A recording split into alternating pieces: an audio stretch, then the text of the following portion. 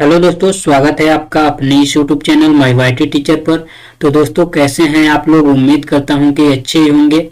तो दोस्तों, आज के इस वीडियो में हम लोग जीएस दृष्टि का जो चित्रात्मक प्रस्तुति वाला सीरीज है, जीएस दृष्टि का जो चित्रात्मक प्रस्तुति वाला सीरीज है, उसका पार्ट 4 यानी कि जिसमें साइंस दिया हुआ है, उसको हम लोग कवर करने वाले हैं। तो चलिए बिना किसी देरी के वीडियो को शुरू करते हैं।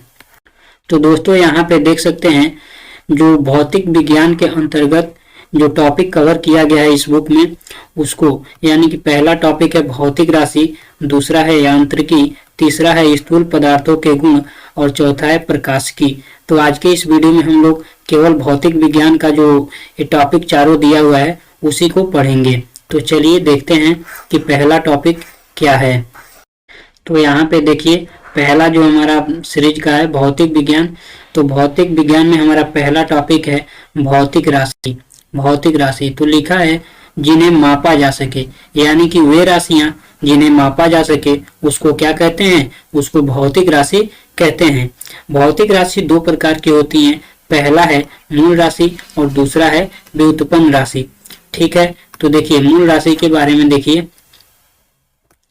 तो मूल राशि के बारे में लिखा है स्वतंत्र राशियां, यानी कि वे राशियां जो स्वतंत्र होती हैं उसे मूल राशि कहते हैं, जैसे द्रव्यमान, लंबाई, समय आदि।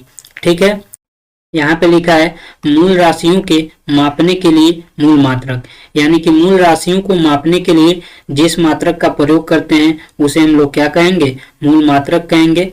मूल मात्रक भौतिक मान के निश्चित मात्रक। ठीक है, व्युत्पन्न राशि के बारे में देखिए।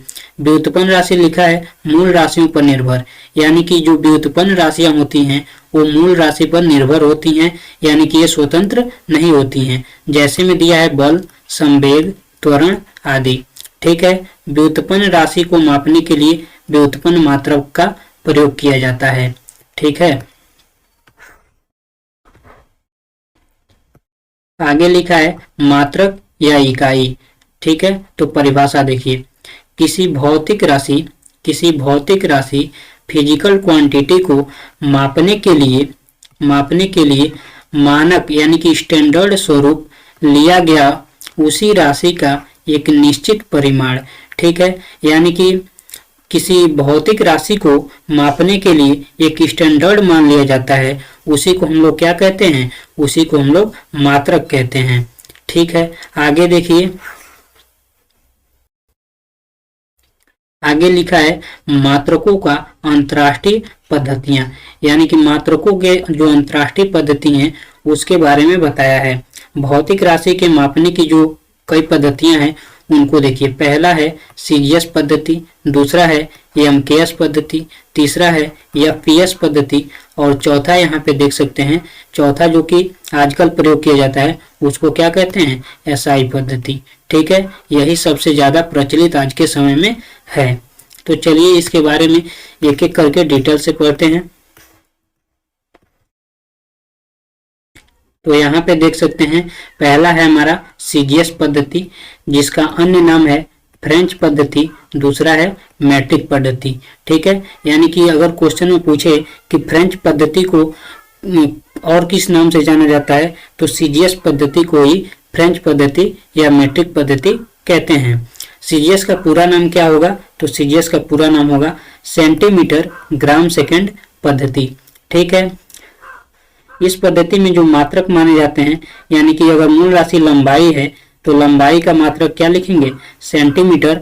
और जो द्रव्यमान है, द्रव्यमान को किस में मापते हैं? तो ग्राम में। और जो समय है, समय को सेकंड में हम लोग मापते हैं। ठीक है,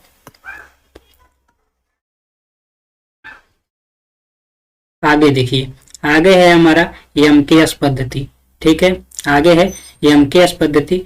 तो एमकेएस पद्धति का पूरा नाम क्या होगा? Metre kilogram second. ठीक है, ये इसमें लंबाई को हम लोग मीटर में मापते हैं, द्रव्यमान को हम लोग किलोग्राम में और जो समय होता है समय को सेकंड में मापते हैं। ठीक है, आगे देखिए, आगे है एफपीएस पद्धति, यानी कि इसका क्या फुल फॉर्म होता है? तो इसका फुल नेम है फुट पाउंड सेकंड पद्धति। अन्य नाम इसका है ब्रिटिश पद्धति। इसमें जो मात्रक लिए जाते हैं वो देखिए, तो लंबाई को इसमें फुट में मापा जाता है, जो द्रव्यमान होता है उसको पाउंड में मापा जाता है, और जो समय होता है उसको सेकंड में मापा जाता है। ठीक है, आगे है एसआई पद्धति। तो एमकेएस पद्धति का परिवर्तित रूप, यानी कि एसआई पद्धति जो है ये एमकेएस पद्धति का ही परिवर्तित रूप है। ठीक है, यहाँ पे देख सकते हैं पेरिस में आयोजित अंतर्राष्ट्रीय मापतौल महाअधिवेशन 1960 में स्वीकृत, यानी कि पेरिस में एक अंतर्राष्ट्रीय मापतौल की महाअधिवेशन हुआ था, जो कि कब हुआ था 1960 में, और वहीं पे एसआई पद्धति को स्वीकृत किया गया। वर्तमान में सर्वाधिक प्रयुक्त पद्धति, मैंने आपको पहले ही बताया था कि वर्तमान में एसआई पद्धति का ही प्रयोग किया जा रहा है। एसआई पद्धति में कुल 7 मूल राशियां तथा उनके कुल 7 मात्रक होते हैं। पहला मूल राशि है लंबाई, दूसरा है द्रव्यमान, तीसरा है समय, चौथा है ताप, पांचवा है आपका विद्युत धारा, छठवां है ज्योति तीव्रता, और सातवां है पदार्थ का परिमाण। ठीक है, तो लंबाई को इसमें मीटर में मापते हैं, किलोग्राम, यानी कि द्रव्यमान जो होता है उसको किलोग्राम में, समय को सेकंड में, ताप को केल्विन में, विद्युत धारा को एम्पियर में, ज्योति तीव्रता को कैंडेला में, तथा पदार्थ की जो मात्रा होती है या पदार्थ का परिमाण होता है उसे हम मोल में मापते हैं। ठीक है, तो इसको आप लोग याद रखेंगे। अगला हमारा जो टॉपिक है वो है यांत्रिकी, यानी कि मैकेनिक्स। तो परिभाषा देखिए, परिभाषा लिखा है पिंडों पर बल यानी कि फोर्स लगाने या उन्हें विस्थापित यानी कि डिस्प्लेस करने पर उनके व्यवहार में होने वाले परिवर्तनों के अध्ययन हेतु उत्तरदायी भौतिक विज्ञान की शाखा, यानी कि भौतिक विज्ञान की वह शाखा जिसमें अगर किसी पिंड पर बल लगा के उसको विस्थापित करें तो विस्थापन करने पर उनके जो व्यवहार में परिवर्तन आएगा उसका अध्ययन इस शाखा में किया जाता है। ठीक है, तो चलिए आगे देखते हैं। आगे यहाँ पे हमको भार और द्रव्यमान में अंतर बताया है। तो परिभाषा देखिए भार का, कह रहा है किसी वस्तु पर पृथ्वी द्वारा लगाया गया आकर्षण बल। ठीक है, यानी कि किसी वस्तु पर पृथ्वी द्वारा लगाए गए आकर्षण बल को क्या कहेंगे, भार कहेंगे। भार का मात्रक क्या होता है, न्यूटन होता है, और भार जो होता है वो क्या होता है, सदिश राशि होती है, यानी कि वेक्टर क्वांटिटी होती है। वस्तु का भार भिन्न भिन्न स्थानों पर भिन्न भिन्न संभव है। जैसे मान लीजिए कि यदि आप पृथ्वी पर हैं तो आपका द्रव्यमान कुछ और होगा, और चंद्रमा पे चले जाएं तो वहां पे आपका भार कुछ और हो जाएगा। जैसा कि आप लोग जानते होंगे कि जो पृथ्वी पर भार होता है वो जब वो चंद्रमा पे जाता है तो उसका 1/6 हो जाता है। यानी कि अगर मान लीजिए कि पृथ्वी पे आपका 600 केजी के हैं, कोई वस्तु 600 केजी की है, तो जब चंद्रमा पे जाएगा तो 100 केजी का हो जाएगा, यानी कि 1/6 हो जाता है। ठीक है, तो चलिए द्रव्यमान के बारे में देखते हैं। तो द्रव्यमान का परिभाषा देखिए, किसी वस्तु या पदार्थ के परिमाण की मात्रा, यानी कि कोई वस्तु जितना उसके अंदर परिमाण होगा उसी को हम लोग द्रव्यमान कहेंगे। द्रव्यमान को जो है ग्राम या किलोग्राम में हम मापते हैं, तो इसका जो मात्रक होता है वो ग्राम या किलोग्राम होता है। और जो द्रव्यमान होता है वो अदिश राशि होती है। द्रव्यमान प्रत्येक स्थान पर अचर रहता है, यानी कि किसी वस्तु को अगर पृथ्वी पर लेके जाइए चाहे चंद्रमा पे लेके जाइए, उसका जो द्रव्यमान रहेगा वो हर जगह सेम रहेगा, यानी कि बदलेगा नहीं। लेकिन भार में क्या होता है, वो हर जगह बदल जाता है। भार F बराबर क्या होता है, भार F बराबर mg होता है, जहाँ पे m क्या होता है, द्रव्यमान, और g क्या होता है, गुरुत्वीय त्वरण। तो किसी वस्तु के द्रव्यमान में जो परिवर्तन होता है वो किसके अनुसार होता है, g यानी कि गुरुत्वीय त्वरण के कारण ही परिवर्तन होता है। इसीलिए भार हर जगह या भिन्न भिन्न स्थानों पर चेंज होता रहता है।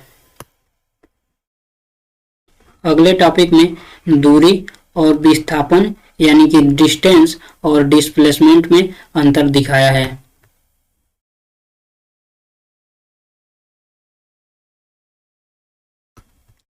तो दूरी क्या होती है, तो चले गए मार्ग की वास्तविक लंबाई।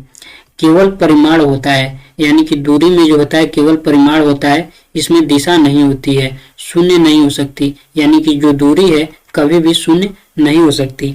विस्थापन क्या होता है, तो प्रारंभिक और अंतिम बिंदु के मध्य की सबसे छोटी दूरी क्या होती है, तो विस्थापन होती है। विस्थापन परिमाण के साथ साथ दिशा भी जरूरी होता है। जो विस्थापन होता है उसमें परिमाण के साथ साथ दिशा भी जरूरी होता है, और जो विस्थापन होता है वो शून्य हो सकता है, लेकिन जो दूरी होता है वो शून्य नहीं हो सकता, कभी भी शून्य नहीं हो सकता है। मान लीजिए जैसे यहाँ पे कोई व्यक्ति ए है, कोई स्थान ए है, और यहाँ पे कोई स्थान बी है, और यहाँ पे कोई स्थान सी है। तो मान लीजिए हमें ए से बी तक जाना है, फिर बी से सी तक जाना है, तो जो हम टोटल दूरी कवर कर रहे हैं इसको क्या कहेंगे, इसको दूरी कहेंगे। यानी कि ए से यहाँ से ये टोटल दूरी हो जाएगा। लेकिन जब विस्थापन की बात करेंगे तो यहाँ जो इन दोनों के बीच में, ए और सी के बीच में जो सबसे न्यूनतम दूरी होगा उसी को हम लोग विस्थापन कहेंगे। तो अगर इसको हम लोग मिलाएंगे तो ए वाला जो है होगा हमारा, यही विस्थापन होगा। ठीक है, यही विस्थापन होगा। विस्थापन शून्य कैसे होगा, तो मान लीजिए कि हम ए स्थान से बी स्थान तक गए, बी स्थान से सी स्थान तक गए, और सी से पुनः ए पे आ गए, तो हमारा जो विस्थापन हो जाएगा वो शून्य के बराबर हो जाएगा। ठीक है, चलिए आगे देखते हैं।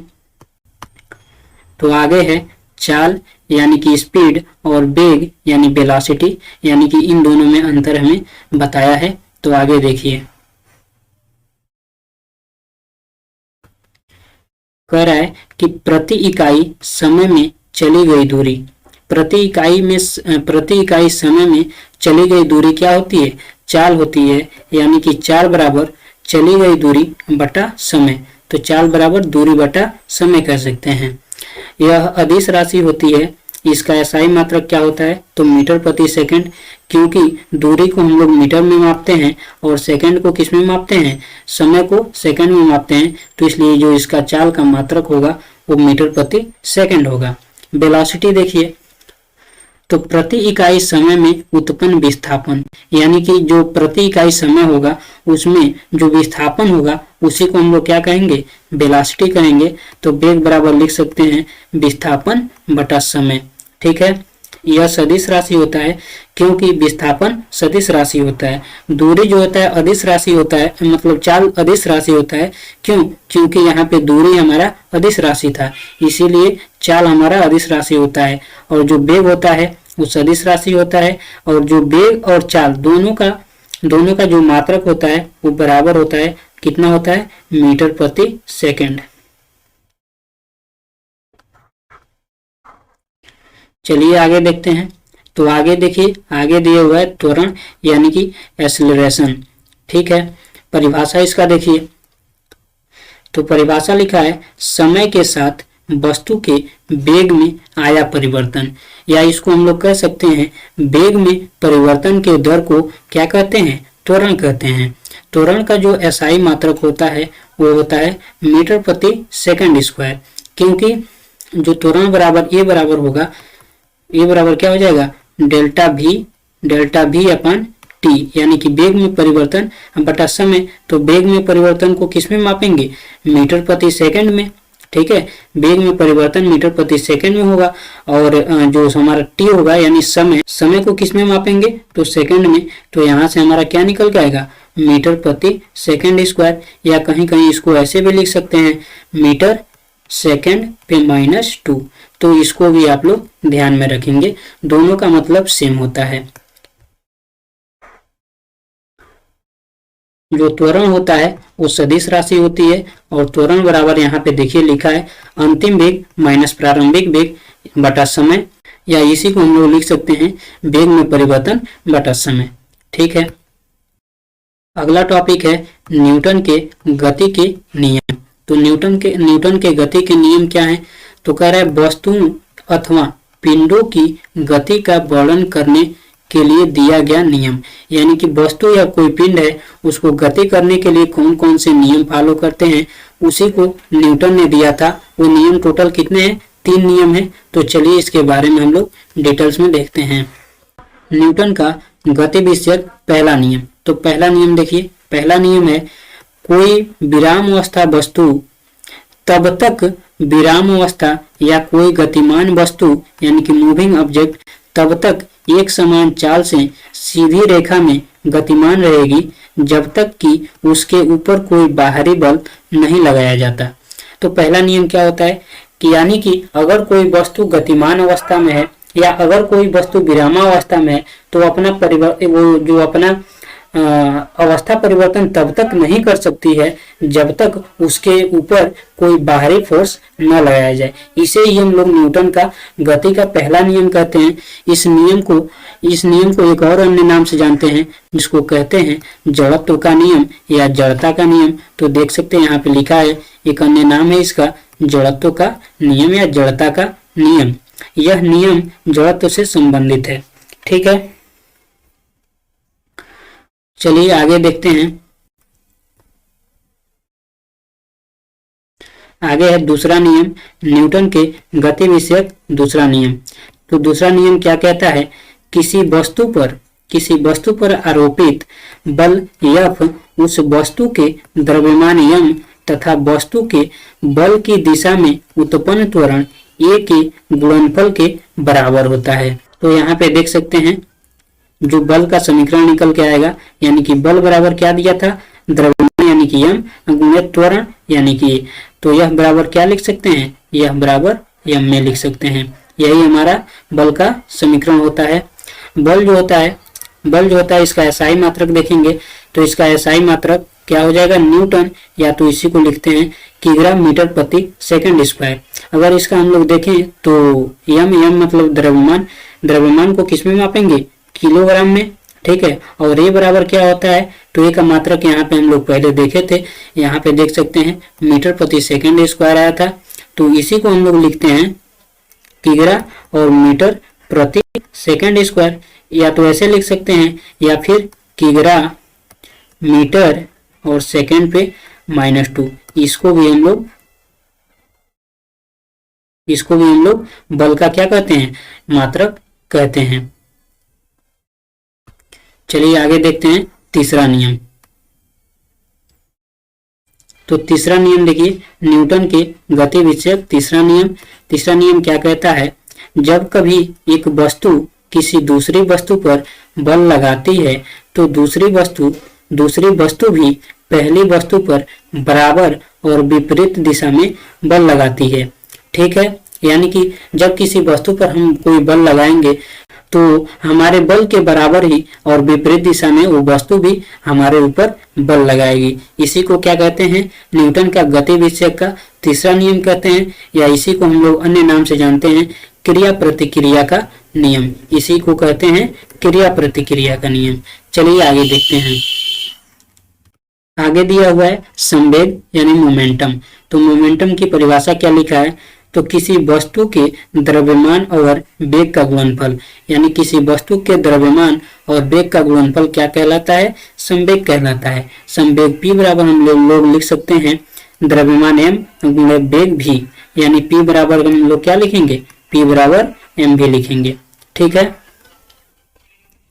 इसका एसआई मात्रक की बात करेंगे तो एसआई मात्रक क्या होगा, जानते हैं, यहाँ से देख सकते हैं m है, m द्रव्यमान है तो द्रव्यमान को किसमें, किग्रा मापेंगे, और v जो होता है मीटर प्रति सेकंड होता है, तो इसीलिए इसको लिखा जाता है किग्रा मीटर प्रति सेकंड, या इसको ऐसे भी लिख सकते हैं किग्रा मीटर सेकंड पे -1। ठीक है, जो संवेग होता है वो याद रखेंगे सदिश राशि होता है। आगे दिया है परीक्षा दृष्टि, यानी कि परीक्षा दृष्टि से कुछ इंपॉर्टेंट क्वेश्चन दिया हुआ है। पहला क्वेश्चन है वॉशिंग मशीन का कार्य सिद्धांत है, यानी कि वॉशिंग मशीन का कार्य या वॉशिंग मशीन किस सिद्धांत पे काम करता है। तो यहाँ पे देख सकते हैं अपकेंद्रीकरण, यानी कि अपकेंद्रीकरण एक सिद्धांत होता है, उसी पे हमारा वॉशिंग मशीन जो है कार्य करता है। दूसरा क्वेश्चन है कि ट्रेन चलने पर उसमें बैठे यात्रियों के पीछे की ओर झुकने का कारण क्या है। तो ये होता है जड़त्व का कारण, यानी कि जड़त्व का नियम कौन सा होता है, गति विषयक का पहला नियम। तीसरा क्वेश्चन है यदि दो समान द्रव्यमान की वस्तुओं की गतिज ऊर्जाओं का अनुपात 4:9 है, 4:9 हो, तो उनके वेगों का अनुपात क्या होगा? तो उनके वेग का अनुपात 2:3 हो जाएगा। अगला क्वेश्चन है यानी कि चौथा क्वेश्चन, एक तीक्ष्ण वृत्ताकार पथ पर तीव्र गति से जाता हुआ 4 पहियों वाला वाहन पलटेगा, तो कहाँ पलटेगा? बाहरी पहियों पर पलटेगा। ठीक है।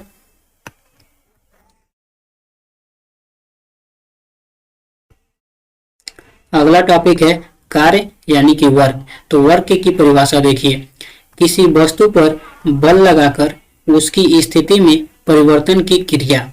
ठीक है। तो कार्य यानी कि W, कार्य को W से डिनोट करेंगे, बल को F से यानी कि फोर्स, और बल की दिशा में विस्थापन को S से यानी कि W बराबर क्या लिखेंगे? W बराबर Fs हम लोग लिख सकते हैं। यहाँ से जो कार्य होता है वो अदिश राशि होता है, इसको याद रखेंगे। और जो कार्य का एसआई मात्रक होता है जूल होता है।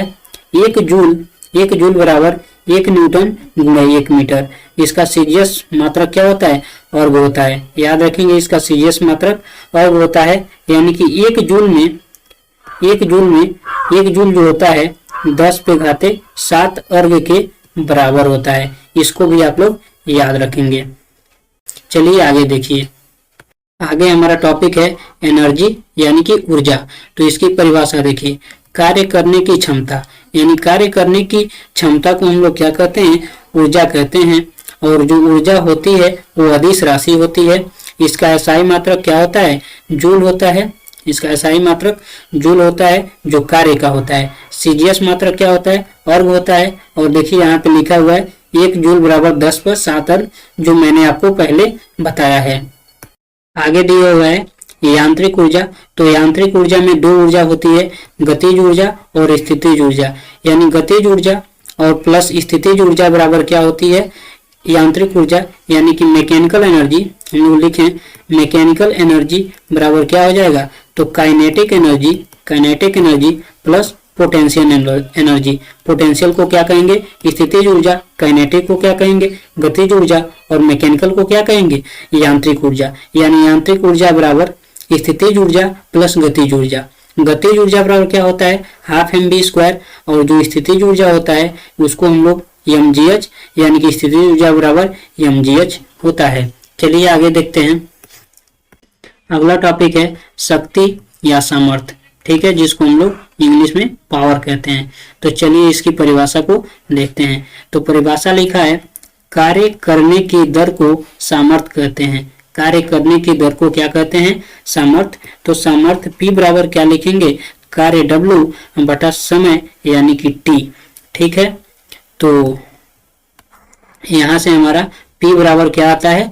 P बराबर आता है W/T। P बराबर क्या आता है? W/T।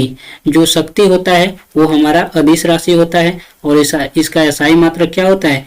जूल प्रति सेकंड, क्योंकि W का मात्रक क्या होता है? जूल होता है।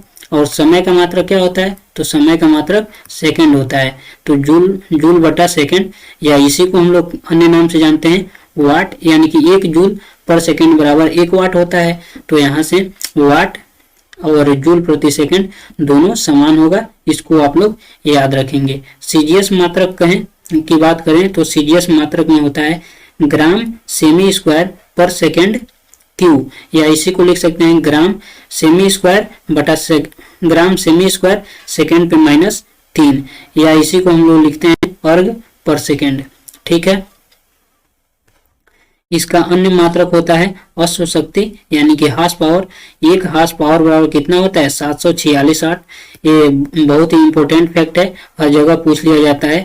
यानी कि 1 हार्स पावर, 1 अश्व शक्ति बराबर कितना होता है? तो 746 वाट। इसको आप लोग इंपॉर्टेंट करके याद रखेंगे।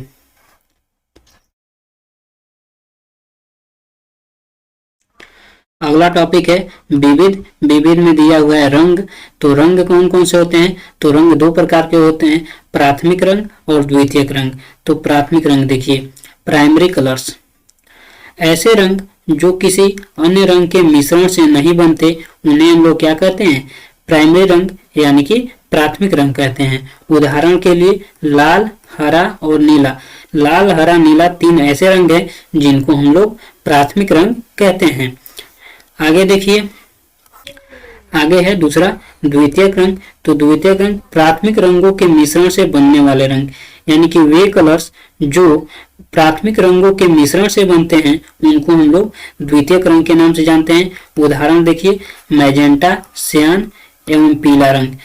यहाँ पे देख सकते हैं लाल और सफेद को मिलाया गया है तो सियान रंग बना है। यहाँ पे देख सकते हैं हरा, हरा प्राथमिक रंग होता है। लाल, हरा और नीला ये तीनों क्या होते हैं, हमारे प्राथमिक रंग होते हैं। और ये जो बन रहे हैं हमारा, ये क्या होते हैं, द्वितीयक रंग यानी सेकेंडरी रंग होंगे। ये हमारा प्राथमिक रंग से प्राप्त हो रहा है। यानी कि लाल को अगर सफेद से मिलाया जाए तो सियान बन रहा है। लाल को, हरा को सफेद से मिलाया जा रहा है तो यहाँ पे देख सकते हैं मैजेंटा बन रहा है। और यहाँ से देख सकते हैं नीला को सफेद से अगर मिलाया जा रहा है तो क्या बन रहा है, पीला बन रहा है। ठीक है, तो यहाँ से आप लोग इसको समझ सकते हैं। अगला टॉपिक है स्थूल पदार्थों के गुण। तो चलिए इसको देखते हैं। इसमें पहला टॉपिक है द्रव की अवस्थाओं के विशेष गुण। तो द्रव्य की जो अवस्था होती है वो 3 प्रकार की होती है मेनली। पहला है ठोस, दूसरा है द्रव और तीसरा है गैस। तो पहला देखिए ठोस मतलब प्रत्यास्थता। और द्रव जो होती है, द्रव में होता है दाब, पृष्ठ तनाव, श्यानता, केशिकत्व, प्लवन, ये सब क्या है, इनके गुण है। और इसमें प्रत्यास्थता का गुण होता है। जो गैस होता है उसमें वायुमंडलीय दाब निर्भर करता है। तो आगे देखिए, आगे दिया हुआ है प्रत्यास्थता जो कि ठोसों का गुण होता है। परिभाषा, वस्तु का वह गुण जिसके कारण वह अपना प्रारंभिक आकार एवं आकृति पाने का प्रयास करता है उसे हम लोग क्या कहते हैं, प्रत्यास्थता कहते हैं। प्रत्यास्थता 2 प्रकार का होता है, पूर्ण प्रत्यास्थ वस्तु और पूर्ण प्लास्टिक वस्तु। ठीक है, तो यहाँ पे देख सकते हैं इसका उदाहरण दिया हुआ है। रबड़, बैंड, स्प्रिंग, क्वार्टज, ये कौन से हैं, पूर्ण प्रत्यास्थ वस्तु हैं। और जो पूर्ण प्लास्टिक वस्तुएं हैं वो मोम और लोहा, इसको पूर्ण प्लास्टिक वस्तुएं कहते हैं। तो प्रत्यास्थता दिया हुआ है वस्तु का वह गुण जिसके कारण वह अपना प्रारंभिक आकार एवं आकृति पाने का प्रयास करते हैं। जैसे एक रबड़ देखिए, रबड़ है, उसको जब आप लोग खींचेंगे तो बड़ा हो जाएगा, लेकिन जैसे ही छोड़ेंगे तो अपने प्रारंभिक जो अवस्था होगी उसी में आ जाएगा। तो इसीलिए इसको प्रत्यास्थता वस्तु या प्रत्यास्थ वस्तु कहेंगे।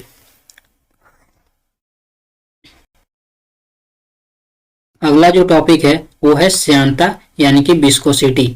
ठीक है, तो इसकी परिभाषा देखिए। कह रहा है कि द्रव का वह गुण जिसके कारण वह अपनी विभिन्न परतों के मध्य सापेक्ष गति का विरोध करता है श्यानता कहलाता है। ठीक है, ठोस में श्यानता नहीं होती, ये केवल द्रव और गैसों में होती है। ठीक है, लेकिन गैस में भी श्यानता जो होता है बहुत कम मात्रा में होता है, सबसे ज्यादा द्रव में ही होता है। गैसों की श्यानता ताप बढ़ाने पर क्या होती है, बढ़ती है। द्रवों की श्यानता ताप बढ़ाने पे घटती है। याद रखेंगे, ये बहुत ही इंपॉर्टेंट फैक्ट है। जो गैस का श्यानता है ताप अगर बढ़ाएंगे तो बढ़ जाएगा, लेकिन जो द्रव होते हैं, द्रव की श्यानता ताप बढ़ाने पे क्या होती है, घटती है। आगे देखिए,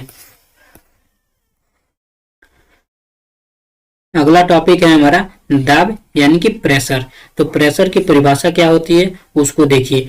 एकांक क्षेत्रफल पर लंबवत लगने वाले बल को दाब कहते हैं।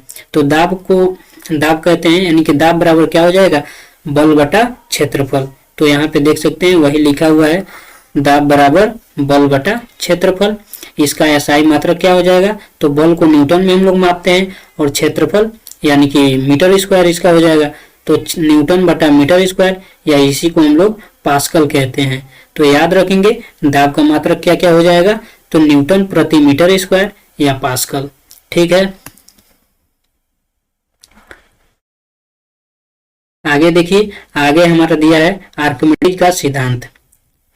किसी वस्तु को द्रव में डुबोए जाने पर उसके भार में होने वाली आभासी कमी उस वस्तु द्वारा हटाए गए द्रव के भार के बराबर होता है। इसी को हम लोग आर्किमिडीज का सिद्धांत कहते हैं। आगे देखिए, आगे आपका दिया हुआ है पृष्ठ तनाव यानी कि सरफेस टेंशन।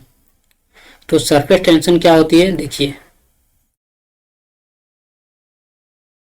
द्रव की वह प्रकृति जिसके कारण इसका स्वतंत्र पृष्ठ यानी कि फ्री सरफेस न्यूनतम क्षेत्रफल घेरने का प्रवृत्ति रखता है।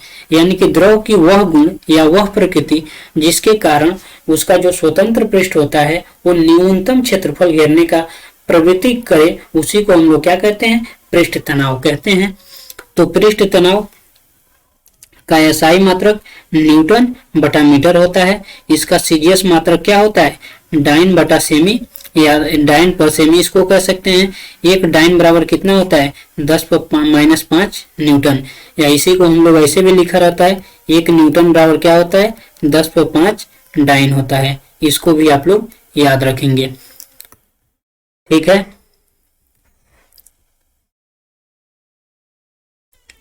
चलिए नोट देखिए, तो नोट लिखा है यदि द्रव का भार नगण्य हो, यदि द्रव का भार नगण्य हो तो उसकी आकृति पूर्ण गोलाकार होगी, ठीक है। उदाहरण देखिए, वर्षा का बूंद व साबुन का बुलबुला, यानी कि यदि वस्तु का भार नगण्य हो तो उसकी आकृति कैसी होगी, गोलाकार होगी। जैसे वर्षा की बूंद और साबुन का बुलबुला ये गोलाकार होते हैं। आगे हमारा दिया हुआ है उत्प्लावन बल यानी कि उत्प्लावन फोर्स। तो यहाँ पे परिभाषा उसकी देखिए, किसी ठोस वस्तु को द्रव में डुबोए जाने से उसके ऊपर यानी कि उस पर ऊपर की ओर लगने वाला आभासी बल। जैसे आप लोग देखे होंगे, अगर कोई तालाब या नदी है उसमें किसी वस्तु को आप लोग नीचे के तरफ दबाएंगे तो उसको ऊपर के तरफ आपको एक बल लगता हुआ महसूस होगा, उसी को हम लोग क्या कहते हैं, उत्प्लावन बल या उत्क्षेप बल उसको कहते हैं। यहाँ पे देखिए अन्य नाम इसका है उत्क्षेप, तो इसी को हम लोग उत्प्लावन बल या उत्क्षेप बल कहते हैं। यहाँ पे दिया हुआ है परीक्षा दृष्टि, यानी कि परीक्षा दृष्टि से कुछ महत्वपूर्ण प्रश्न होंगे। जैसे पहला दिया हुआ है द्रव के अंदर किसी बिंदु पर दाब, यानी कि द्रव के अंदर किसी बिंदु पर दाब क्या होता है, तो दाब P बराबर एच डी जी। एच क्या होता है, एच जो होता है यहाँ पे देख सकते हैं, जो P होता है वो दाब है, जो H होता है गहराई है, और जो D है वो द्रव का घनत्व, और जो G है उसको गुरुत्वीय त्वरण, यानी कि यहाँ पे P बराबर HDG होता है। अगला देखेंगे तो अगला है एक ही पदार्थ के अणुओं के बीच लगने वाला आकर्षण बल, यानी कि एक ही पदार्थ के अणुओं के बीच जो बल लगता है उसको हम लोग क्या कहते हैं, ससंजक बल यानी कि कोहेसिव फोर्स कहते हैं। और अगला दिया हुआ है कि भिन्न भिन्न वस्तुओं यानी भिन्न भिन्न पदार्थों के अणुओं के बीच लगने वाले आकर्षण बल को हम लोग क्या कहते हैं, आसंजक बल कहते हैं। इसको आप लोग याद रखेंगे। आगे दिया हुआ है केशिकत्व। तो केशिकत्व क्या होता है, चलिए इसको हम लोग देखते हैं। यहाँ पे एग्जाम्पल के थ्रू बताया है, ये वाटर है और ये मरकरी है। केश नली में किसी द्रव के ऊपर चढ़ने या उतरने की परिघटना को हम लोग क्या कहेंगे, केशिकत्व कहेंगे। उदाहरण देखिए, जल का पौधों के जड़ों से टहनियों तक पहुंचना किसके कारण होता है, तो केशिकत्व के कारण होता है। दूसरा देखिए, लालटेन में मिट्टी के तेल का बत्ती के ऊपर चढ़ना, ये भी केशिकत्व पर आधारित है। तीसरा है मोमबत्ती में धागे से मोम का पिघलकर ऊपर चढ़ना, ठीक है। चौथा है फाउंटेन पेन द्वारा स्याही को सोखना। ये सब किस पे आधारित हैं, तो केशिकत्व पे आधारित हैं।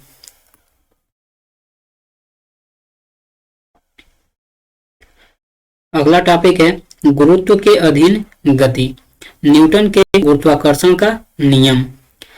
तो इसका परिभाषा देखिए, परिभाषा दिया हुआ है, दो पिंडों के मध्य लगने वाले आकर्षण बल का परिमाण दोनों पिंडों के द्रव्यमान के गुणनफल के अनुक्रमानुपाती तथा उनके बीच के दूरी के वर्ग के व्युत्क्रमानुपाती होता है। यहाँ पे देख सकते हैं F proportional to m1m2 upon r square. तो इसको हम लोग लिखते हैं F बराबर G m1m2 upon r square, जहाँ पे कैपिटल जो G है सर्वात्रिक गुरुत्वाकर्षण नियतांक, इसको हम लोग कहते हैं ये प्रोपोर्शनल टू जो है इसको हटाने के लिए हमें लगाना होता है। अगला टॉपिक है केपलर का नियम। तो केपलर का नियम चलिए देखते हैं। उसका केपलर का 3 नियम था।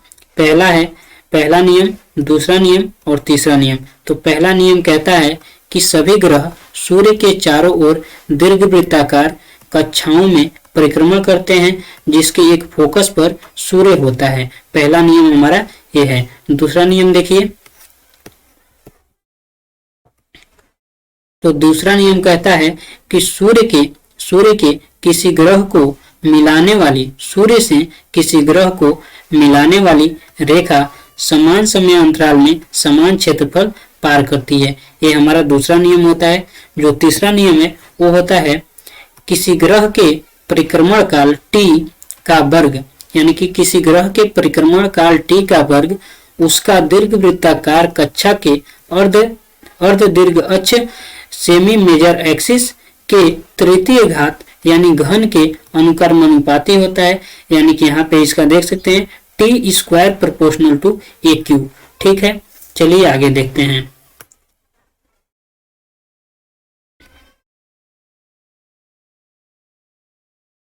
आगे दिया हुआ है अनुक्रमानुपाती स्थिरांक, या इसी को कहते हैं सर्वात्रिक गुरुत्वाकर्षण नियतांक, जिसको कैपिटल जी से डिनोट करते हैं। इसका अन्य नाम देखिए यहाँ पे दिया हुआ है न्यूटन का गुरुत्वाकर्षण का स्थिरांक। ठीक है, आगे देखिए। इसका मात्रक याद रखेंगे। इसका जो मात्रक होता है न्यूटन मीटर स्क्वायर पर केजी स्क्वायर होता है। कैसे आता है उसको देख लीजिए। वहां पे आया था गुरुत्वाकर्षण बल F बराबर जी m1 m2 upon R square, यही आया था। तो जी को हमें निकालना है। तो जी बराबर क्या लिख सकते हैं? तो जी बराबर लिखेंगे F, आर का इधर मल्टीप्लाई हो जाएगा यानी कि F into r square upon m1 m2, यही तो लिखेंगे। तो जी का अगर मात्रक की बात करें तो F का क्या होता है? F का होता है न्यूटन। फिर आर स्क्वायर, आर क्या है? दूरी है। तो दूरी को मीटर में मापते हैं तो मीटर स्क्वायर हो जाएगा यानी न्यूटन मीटर स्क्वायर बटा m1 m2 क्या है? द्रव्यमान है। तो केजी गुणे केजी हो जाएगा यानी कि केजी स्क्वायर हो जाएगा। ठीक है, तो इसी को लिखा हुआ है न्यूटन मीटर स्क्वायर पर केजी स्क्वायर, या इसको ऐसे भी लिख सकते हैं newton metre square into KG पे -2। इसको भी आप लोग ध्यान रखेंगे। और जो जी का मान होता है वो होता है 6.67 इंटू 10⁻⁻11 न्यूटन मीटर स्क्वायर पर केजी स्क्वायर, यानी कि 6.67 गुणे 10⁻11 न्यूटन मीटर स्क्वायर पर केजी स्क्वायर जी का मात्रक होता है, जी का मान होता है। इसको आप लोग याद रखेंगे। आगे देखिए, आगे है गुरुत्वीय त्वरण, यानी गुरुत्वीय त्वरण को स्मॉल जी से हम लोग डिनोट करते हैं। परिभाषा देखिए, मुक्त रूप से किसी ऊंचाई से पृथ्वी की ओर फेंकी गई वस्तु में पृथ्वी के गुरुत्व के कारण उत्पन्न त्वरण। ठीक है, जी का मात्रक देखिए। जी का मात्रक क्या होता है? तो जी का मात्रक मीटर प्रति सेकंड स्क्वायर होता है। पृथ्वी तल का जो विषुवत रेखा होता है और जो ध्रुव होता है, तो पृथ्वी तल का जो विषुवत रेखा होता है उस पे जी का मान सबसे कम और ध्रुवों पर सबसे ज्यादा होता है। तो इसको आप लोग याद रखेंगे। बहुत ही इंपॉर्टेंट फैक्ट है कि पूछ देता है क्वेश्चन में कि जी का मान सबसे अधिक कहाँ होता है या सबसे कम कहाँ होता है। तो सबसे कम कहाँ होता है? विषुवत रेखा पे। सबसे कम कहाँ होता है? विषुवत रेखा पे। और सबसे ज्यादा ध्रुवों पे होता है। देखिए, आगे दिया हुआ है कैपिटल जी से संबंध, यानी कि कैपिटल जी और स्मॉल जी में क्या संबंध होता है उसको यहाँ पे लिखा है जी से संबंध। तो जी स्मॉल जी बराबर होता है जी यानी capital G into MI upon R का स्क्वायर। एमआई यहाँ पे क्या है? पृथ्वी का द्रव्यमान है और आर क्या है? पृथ्वी की त्रिज्या है। तो इसको आप लोग याद रखेंगे। ये भी बहुत ही इंपॉर्टेंट फैक्ट है। इस पे डायरेक्ट न्यूमेरिकल देखने को आपको मिलते हैं।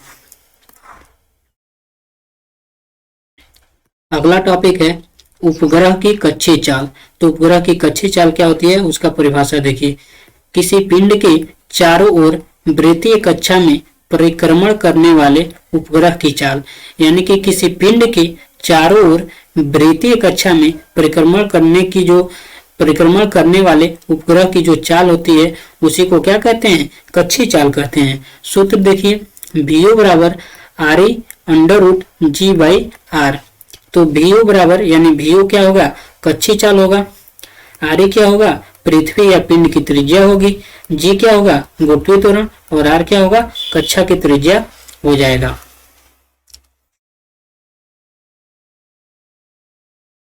अगला टॉपिक है हमारा पलायन वेग। तो पलायन वेग की परिभाषा देखिए, वह न्यूनतम वेग जिससे किसी पिंड को ऊर्ध्वाधर फेंकने पर वह पृथ्वी के गुरुत्वीय क्षेत्र से बाहर निकल जाता है और पृथ्वी पर कभी वापस नहीं लौटता, उसको हम लोग क्या कहते हैं, पलायन वेग कहते हैं। यानी कि वह न्यूनतम वेग जिससे अगर हम किसी पिंड को ऊपर दिशा में फेंक दें तो वह पृथ्वी के जो गुरुत्वीय क्षेत्र है उसको छोड़ के बाहर निकल जाएगा और वो पृथ्वी पर कभी वापस नहीं आएगा, तो उसी वेग को हम लोग क्या कहेंगे, पलायन वेग कहेंगे। तो पृथ्वी पर पलायन वेग का मान कितना होता है, 11.2 किमी प्रति सेकंड, यानी 11.2 किलोमीटर प्रति सेकंड की अगर स्पीड से हम लोग किसी पिंड को ऊपर फेंक दें तो हमेशा के लिए पृथ्वी का गुरुत्वीय क्षेत्र बाहर हो जाएगा, पृथ्वी के जो गुरुत्वीय क्षेत्र है उससे बाहर हो जाएगा और उसी को पलायन कर जाएगा, वो पृथ्वी पे दोबारा वापस नहीं आएगा। पलायन वेग बराबर क्या होता है, तो पलायन वेग बराबर अंडर रूट 2GRE होता है, जहां RE क्या है, पृथ्वी की त्रिज्या, और स्मॉल जी को जानते हैं गुरुत्वीय त्वरण है। आगे देखिए, आगे दिया है निलंबन बिंदु यानी कि सस्पेंशन पॉइंट। तो यहाँ पे कोई जो गेंद है या गोलक है उसको बांध के लटकाया गया है, अगर इसको यहाँ तक ले आके छोड़ दें तो यहाँ तक ये चली जाती है, अगर इसको यहाँ तक यानी इस स्थिति पे इस गेंद को ले आके छोड़े या गोलक को ले आके छोड़े तो इधर ये यहाँ तक चली जाती है, इससे हमारा सरल लोलक, इसी को हम लोग कहते हैं सरल लोलक। तो चलिए आगे देखते हैं सरल लोलक के बारे में। तो देखिए अगला हेडिंग है सरल लोलक। तो सरल लोलक की आवृत्ति यहाँ पे दिया हुआ है, जिसको आवृत्ति को n से डिनोट करते हैं, और यहाँ पे दिया हुआ है सेकंड लोलक। तो एक सेकंड में किया गया दोलन क्या कहलाता है, आवृत्ति कहलाता है। n बराबर क्या होता है, 1/2 under root L by G. n बराबर क्या हो जाएगा, 1/t। n बराबर क्या होता है, 1/t। सेकंड लोलक देखेंगे तो 2 सेकंड के अंतराल वाला लोलक को कहते हैं हम लोग सेकंड लोलक। आवर्तकाल देखिए, आवर्तकाल t बराबर क्या होता है, तो आवर्तकाल t बराबर होता है 2 pi under root L by g. 2 pi under root L by g हमारा आवर्तकाल होता है। अनंत लंबाई के सरल लोलक का आवर्तकाल 84.6 मिनट होता है। इसको याद रखेंगे, जो अनंत लंबाई का सरल लोलक होगा उसका आवर्तकाल 84.6 मिनट होता है, न कि अनंत होता है। सरल लोलक की अधिकतम सीमा कितनी होती है, तो 84.6 मिनट होती है। कुछ महत्वपूर्ण तथ्य हैं उनको देखिए। तो पहला है, एक लड़की झूले पर बैठी स्थिति में झूल रही है, उस लड़की के खड़े हो जाने पर प्रदोल आवर्तकाल क्या होगा, यानी प्रदोलन होना चाहिए यहाँ पे, प्रदोलन। एक लड़की झूले पर बैठी स्थिति में झूल रही है, उस लड़की के खड़े हो जाने पर प्रदोलन यानी आवर्तकाल में क्या हो जाएगा, तो आवर्तकाल कम हो जाएगा। लोलक घड़ियां गर्मियों में क्या हो जाती हैं, सुस्त हो जाती हैं, क्योंकि उनका लंबाई बढ़ जाता है। अगला है, कृत्रिम उपग्रहों को पृथ्वी से ट्रैक किया जाता है, डॉपलर प्रभाव द्वारा ट्रैक किया जाता है। अगला है, कक्षीय चाल एवं पलायन वेग का संबंध।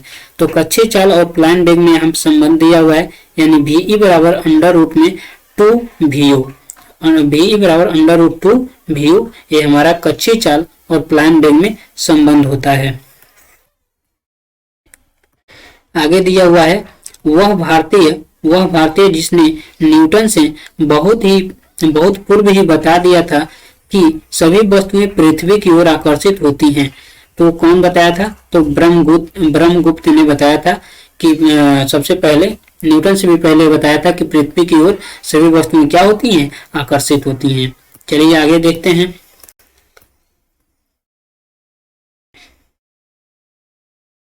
तो अगला आपका टॉपिक है प्रकाशिकी, जिसमें उसमें पहला हेडिंग है प्रकाश। ठीक है, तो प्रकाश की परिभाषा देखिए।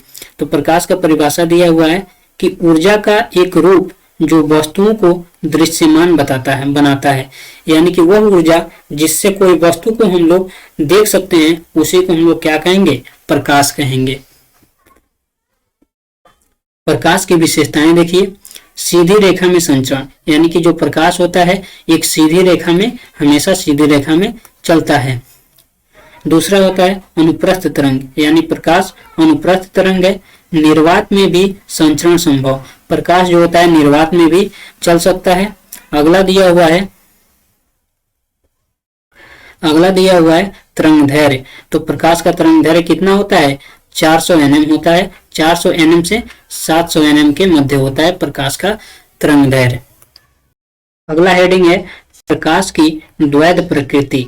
ठीक है, तो प्रकाश की द्वैध प्रकृति पहला कौन सा होता है, तो पहला होता है कण प्रकृति, दूसरा कौन सा होता है तरंग प्रकृति। इसको सबसे पहले किसने दिया था, तो यहाँ पे लिखा हुआ है दकार्ते। कौन दिया था, दकार्ते। दकार्ते ने 1637 ईस्वी में सर्वप्रथम प्रस्तुत किया था इस नियम को, आइजक न्यूटन द्वारा विकसित। और ये जो है आइजक न्यूटन द्वारा इसको विकसित किया गया। तरंग प्रकृति कौन बताया था, तो क्रिस्टियन हाइगेंस ने 1629 ईस्वी में इसको बताया, यानी कि तरंग प्रकृति, प्रकाश तरंग की तरफ व्यवहार करती है, इस नियम को बताया था कौन, हाइगेंस ने। पर्यावरण एवं अपवर्तन की व्याख्या इन्हीं के द्वारा किया गया। अगला हेडिंग है प्रकाश की चाल। तो देखिए भिन्न भिन्न माध्यमों में अलग अलग चाल, यानी जो प्रकाश होता है भिन्न भिन्न माध्यमों में अलग अलग इसका चाल होता है। चाल में अंतर का कारण दिया हुआ है। एक माध्यम से दूसरे माध्यम में जाने पर प्रकाश के तरंगदैर्घ्य में परिवर्तन, यानी एक माध्यम से दूसरे माध्यम में जब प्रकाश जाती है तो उसके तरंगदैर्घ्य में परिवर्तन हो जाता है, इसीलिए उसके चाल में परिवर्तन हो जाती है। तो प्रकाश का सर्वाधिक चाल दिया हुआ है, तो प्रकाश का सर्वाधिक चाल किसमें होता है, निर्वात में होता है। कितना होता है, 3×10⁸ मीटर प्रति सेकंड। इसको आप लोग याद रखेंगे। अगला हेडिंग है प्रकाश का परावर्तन, यानी रिफ्लेक्शन ऑफ लाइट। तो इसकी परिभाषा देखिए। प्रकाश किरणों का वस्तु के सतह पर पड़कर वापस प्रेषित होने का प्रक्रम। ठीक है, तो जब कोई प्रकाश का किरण किसी वस्तु पर टकराकर पुनः वापस लौट जाती है, उसी को हम लोग परावर्तन कहते हैं। ठीक है, तो आगे देखिए इसको समझाया हुआ है। देखिए यहाँ पे एक परावर्तक सतह दिया हुआ है, यानी परावर्तक पृष्ठ इसको कहेंगे। यहाँ पे जो एक किरण, यहाँ से कोई किरण आ रही है तो इसको हम लोग आपतित किरण कहेंगे। और यहाँ पे जो टकराने के बाद एक पॉइंट है, यहाँ से टकराने के बाद इधर लौट जा रही है तो इसको हम लोग कहेंगे क्या, परावर्तित किरण। ठीक है, और जो आ रही थी उसको कहेंगे आपतित किरण। इसके बीच में परपेंडिकुलर एक होगा, उसको हम लोग कहेंगे क्या, अभिलंब।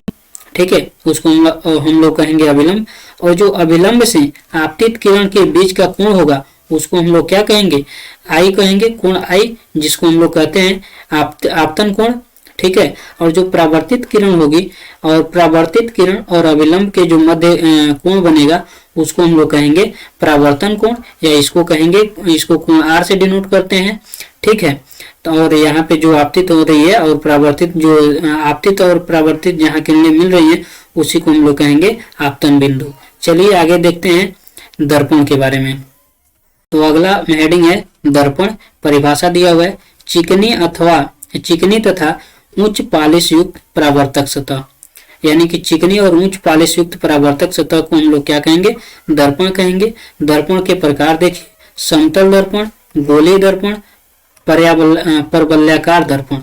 ठीक है, तो गोलीय दर्पण में हमारा दो है, उत्तल दर्पण और अवतल दर्पण। चलिए गोलीय दर्पण के बारे में देखते हैं। तो गोलीय दर्पण दो प्रकार का है, उत्तल दर्पण और अवतल दर्पण। उत्तल दर्पण को क्या कहेंगे, कन्वेक्स मिरर, और जो अवतल दर्पण है उसको क्या कहेंगे, तो कनकेव मिरर। तो यहाँ पे देख सकते हैं ये जो हमारा जो दर्पण यहाँ पे दिखाया गया है इसको कहेंगे उत्तल दर्पण। ठीक है, यानी कि उठा हुआ दर्पण, इसमें जो अंदर का पृष्ठ होता है उस पर कलई किया जाता है। और जो अवतल दर्पण होता है इसको हम लोग धसा हुआ दर्पण कहते हैं। तो यहाँ पे देख सकते हैं इसमें बाहर की तरफ कलई किया गया है, तो जो बाहर की तरफ कलई किया जाता है उसको अवतल दर्पण, अब जो अंदर की तरफ कलई किया जाता है उसको हम लोग उत्तल दर्पण कहते हैं।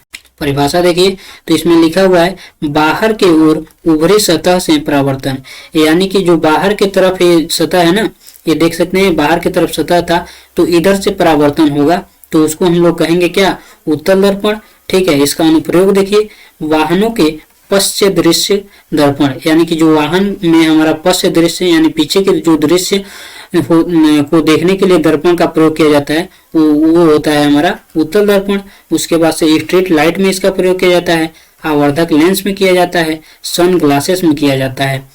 और यहाँ पे देखिए जो अवतल दर्पण होता है उसका परिभाषा, अंदर की ओर मुड़ी सतह से परावर्तन, यानी कि जो परावर्तन होगा इसमें अंदर के जो सतह होंगे उधर से होगा।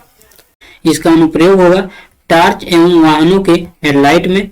दूसरा दिया हुआ है दंत विशेषज्ञों द्वारा दांतों के इलाज में, शेविंग दर्पण में, सौर भट्ठी में, खगोलीय दूरदर्शी में, सैटेलाइट डिश में। तो इसको आप लोग याद रखेंगे। यहाँ पे दिया हुआ है समतल दर्पण, तो समतल दर्पण देखिए, समतल परावर्तक पृष्ठ वाला दर्पण, यानी वह दर्पण जिसका परावर्तक पृष्ठ समतल हो उसे हम लोग क्या कहेंगे, समतल दर्पण कहेंगे। प्रतिबिंब की विशेषताएं इसमें देखिए क्या क्या होता है। तो पहला दिया हुआ है प्रतिबिंब आभासी तथा सीधा बनता है, प्रतिबिंब आभासी तथा सीधा बनता है। दूसरा दिया हुआ है कि प्रतिबिंब का आकार वस्तु के आकार के बराबर बनता है।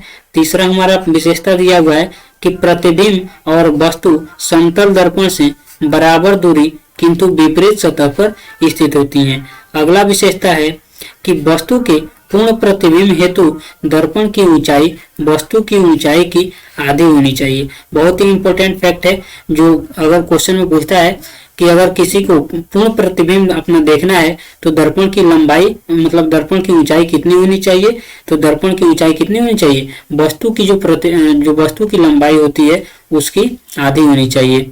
चलिए आगे देखते हैं। 10 डिग्री कोण पर रखे दो समतल दर्पणों के बीच रखी वस्तु के प्रतिबिंब की संख्या कितनी होगी, तो 3 होगी। ठीक है, दो समांतर समतल दर्पणों के मध्य रखी वस्तुओं का प्रतिबिंब अनंत बनेगा। ठीक है, दो समांतर समतल दर्पणों के मध्य रखी वस्तु का प्रतिबिंब अनंत बनेगा। प्रतिबिंब पार्श्व उत्क्रमित,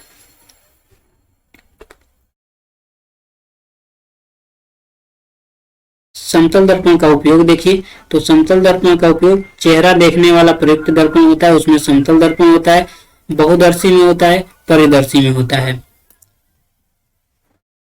अगला टॉपिक है लेंस।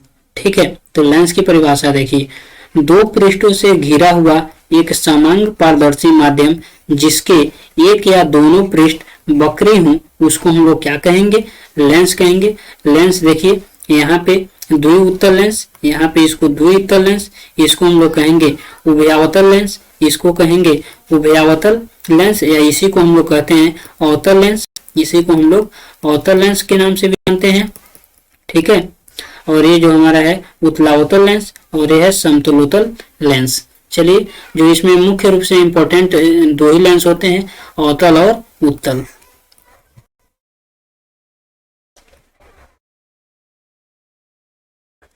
तो जो मुख्य होते हैं अवतल और उत्तल, तो उत्तल लेंस के बारे में देखिए, केंद्र पर मोटा परंतु किनारों पर पतला लेंस, यानी कि देखिए यहाँ पे केंद्र पे यहाँ से केंद्र होगा, मान लीजिए ये केंद्र होगा, तो यहाँ से केंद्र पे क्या है, मोटा है, और जो किनारों हैं जिसमें ये किनारा है तो किनारों पे क्या है, मोटा है, पतला है।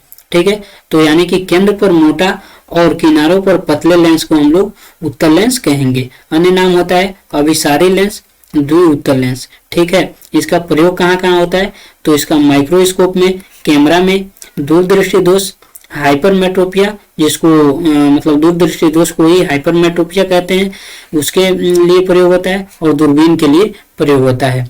आगे देखिए अवतल लेंस के बारे में। तो आगे है आपका अवतल लेंस, यहाँ पे देख सकते हैं।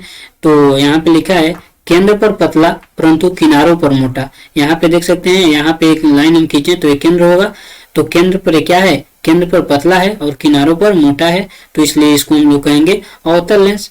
अन्य नाम है इसका अपसारी लेंस और उभयावतल लेंस। ठीक है, इसका प्रयोग कहाँ कहाँ होता है, तो इसका प्रयोग निकट दृष्टि दोष के निवारण में किया जाता है, वाहनों के हेडलाइट में और स्ट्रीट लैंप में इसका प्रयोग देखने को मिलता है। अगला हेडिंग है प्रकाश का अपवर्तन। तो प्रकाश का अपवर्तन परिभाषा देखिए, प्रकाश की किरण का एक पारदर्शी माध्यम से दूसरे पारदर्शी माध्यम में प्रवेश करने पर अपने मूल पथ से विचलन क्या कहलाता है, प्रकाश का अपवर्तन कहलाता है। जैसे यहाँ पे देख सकते हैं आपतित किरण, ये कोई किरण आ रही है, ठीक है, ये कोई किरण आ रही है, इसको ऐसे चला जाना चाहिए, ऐसे चला जाना चाहिए, लेकिन ये विचलित होकर इधर आ गई है, विचलित होकर इधर आ गई है, तो इसी को हम लोग कहेंगे क्या, प्रकाश का अपवर्तन। ठीक है, आगे दिया हुआ है अपवर्तन के उदाहरण। तो अपवर्तन के कौन कौन से उदाहरण होते हैं, देखिए, जल में डूबी हुई छड़ का बाहर से देखने पर छोटी और सतह पर मुड़ी दिखाई देना अपवर्तन के कारण होता है। दूसरा है कि पानी से भरे बर्तन में पड़े सिक्के का अपने स्थान से उठा हुआ प्रतीत होना। तीसरा दिया हुआ है तारों का टिमटिमाना। ये सभी अपवर्तन के उदाहरण है। आगे देखिए अपवर्तनांक, आगे दिया हुआ अपवर्तनांक परिभाषा लिखा है, निर्वात में प्रकाश की चाल का किसी माध्यम में प्रकाश के चाल का अनुपात, यानी कि निर्वात में जो प्रकाश की चाल होती है उसका किसी माध्यम से में प्रकाश की चाल से अनुपात क्या कहलाता है, अपवर्तनांक कहलाता है। यानी अपवर्तनांक बराबर निर्वात में प्रकाश की चाल बटा माध्यम में किसी अन्य माध्यम में प्रकाश की चाल, उसको हम लोग क्या कहेंगे, अपवर्तनांक कहेंगे। माध्यम का अपवर्तनांक जितना अधिक, माध्यम का अपवर्तनांक जितना अधिक उसमें प्रकाश की चाल उतनी ही कम होगा। ठीक है, इसका प्रतीक म्यू होता है, इसको ऐसे डिनोट करते हैं। ठीक है, अगला हेडिंग है पूर्ण आंतरिक परावर्तन यानी टोटल इंटरनल रिफ्लेक्शन। परिभाषा है, किसी सघन माध्यम से विरल माध्यम में जाने वाली प्रकाश किरण हेतु आपतन कोण क्रांतिक कोण से अधिक होने पर किरण का सघन माध्यम के पृष्ठ से परावर्तित हो वापस लौट जाना पूर्ण आंतरिक परावर्तन कहलाता है। चित्र के माध्यम से देख सकते हैं, यहाँ पे दिखाया है, ये विरल माध्यम है और ये सघन माध्यम है। आपतित किरण सघन माध्यम से जा रही है, ठीक है, तो यहाँ पे इसी माध्यम में पुनः वापस लौट आ रही है, तो इसी को हम लोग कहेंगे टोटल रिफ्लेक्शन, टोटल रिफ्लेक्शन यानी कि पूर्ण आंतरिक परावर्तन। ठीक है, आगे दिया है प्रकाश का प्रकीर्णन। तो प्रकाश का प्रकीर्णन देखिए, परिभाषा दिया हुआ है, माध्यम में निहित विभिन्न पदार्थों के कणों से टकराकर प्रकाश का सभी दिशाओं में फैलना। यानी कि माध्यम में निहित विभिन्न पदार्थों के कणों से टकराकर प्रकाश की सभी दिशाओं में फैलना क्या कहलाता है, प्रकाश का प्रकीर्णन कहलाता है।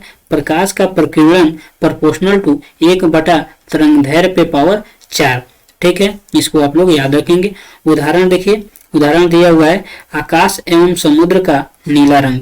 आकाश और समुद्र नीला रंग किसके कारण दिखते हैं, तो प्रकाश के प्रकीर्णन के कारण दिखते हैं। दूसरा दिया हुआ है, सर्वोदय और सूर्यास्त के समय सूर्य का लाल दिखाई देना। यानी सूर्योदय और सूर्यास्त के समय जो सूर्य हमारा लाल दिखाई देता है वो किसके कारण दिखाई देता है, तो प्रकाश का प्रकीर्णन के कारण दिखाई देता है। आगे देखिए, अगला टॉपिक है आपका प्रकाश का व्यतिकरण। परिभाषा देखिए, समान आवृत्ति की दो प्रकाश तरंगों के किसी माध्यम में समान दिशा की ओर गमन करने पर और उनके अध्यारोपण के फलस्वरूप प्रकाश की तीव्रता में परिवर्तन की परिघटना क्या कहलाती है, व्यतिकरण कहलाती है। उदाहरण देखिए, साबुन के बुलबुलों एवं जल की सतह पर फैले तेल की परत का रंगीन दिखना। ठीक है, दूसरा दिया हुआ है, सीडी एवं डीवीडी का रंगीन देखना। ये सब किस पे आधारित हैं, तो प्रकाश के व्यतिकरण पर आधारित हैं। आगे देखिए, अगला टॉपिक है प्रकाश का वर्ण विक्षेपण। तो इसकी परिभाषा देखिए, किसी प्रिज्म से प्रकाश की किरण के गुजरने पर उसका विभिन्न रंगों में विभाजन। यानी कि अगर कोई प्रिज्म है वहां से प्रिज्म पर अगर कोई प्रकाश डाला जाए, प्रकाश की किरण डाला जाए, तो प्रिज्म से होकर जो गुजरने वाली प्रकाश की विभिन्न रंगों का विभाजन होगा, वही हमारा क्या कहलाएगा, प्रकाश का वर्ण विक्षेपण कहलाएगा। देखिए यहाँ पे एक प्रिज्म दिया हुआ है, यहाँ पे एक प्रिज्म बनाया हुआ है, तो प्रिज्म और यहाँ पे एक प्रकाश का सोर्स है, तो प्रकाश यहाँ से जा रही है, तो प्रिज्म से टकराने के बाद इस क्रम में क्या हो रही है, बिखर जा रही है या विभाजन हो जा रहा है, तो इसी को हम लोग वर्ण विक्षेपण कहेंगे। पहला होता है रेड यानी कि लाल, दूसरा होता है ऑरेंज यानी नारंगी, तीसरा होता है पीला यानी येलो, चौथा होता है ग्रीन, ग्रीन मतलब हरा, ब्लू, ब्लू मतलब नीला, इंडिगो, इंडिगो मतलब जामुनी, और जो वायलेट होता है उसको हम लोग कहेंगे बैगनी। तो इसको याद रखेंगे, VIBGYOR करके होता है, यही इंद्रधनुष का भी क्रम होता है। इंद्रधनुष का रंग जो होता है, यही 7 कलर इंद्रधनुष में होते हैं, VIBGYOR। तो दोस्तों यहाँ पे जीएस दृष्टि का जो चित्रात्मक प्रस्तुति का भौतिक विज्ञान था वो खत्म होता है। तो दोस्तों ये वीडियो आपको कैसी लगी, अगर अच्छी लगी होगी तो इसे लाइक करिएगा और ज़्यादा से ज़्यादा दोस्तों को शेयर करिएगा। दोस्तों अगर आपको इसी तरह से और भी जो पार्ट हैं केमिस्ट्री और बायोलॉजी, इसका भी अगर आप लोगों को वीडियो चाहिए तो कमेंट बॉक्स में बताइएगा, उसका भी वीडियो जल्दी बनाया जाएगा। वीडियो को लास्ट तक देखने के लिए धन्यवाद।